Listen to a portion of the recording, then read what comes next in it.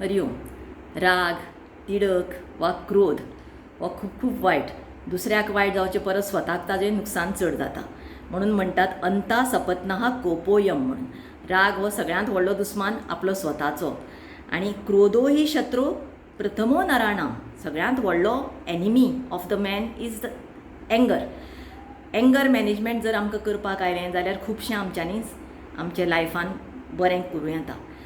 आतां राग हो पोटान धरलो, मनानूच उरलो जाल्यार आमकां स्वताक ताजी त्रास जाता. आमकां BP जाता, आमकां अल्सर्स जाता.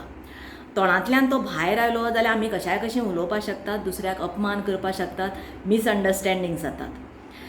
आनी एक एक फावटी ज्या मनशाक राग कंट्रोल जायना ताज्या हातांतल्यान दुसऱ्याची हत्या सुद्दां जाता. म्हूण आमकां ल्हानपणांत सांगताले की राग आयलो जाल्यार 10 आंकडे मेजात, 20 आंकडे मेजात.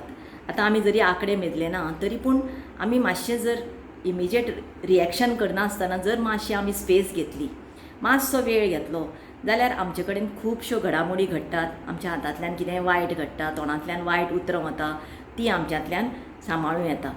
आनी घोव बायलां भितर जर दोगांयचेय रागीत स्वभाव आसा जाल्यार त्या संवसाराचें सामकेंच वायट जाता.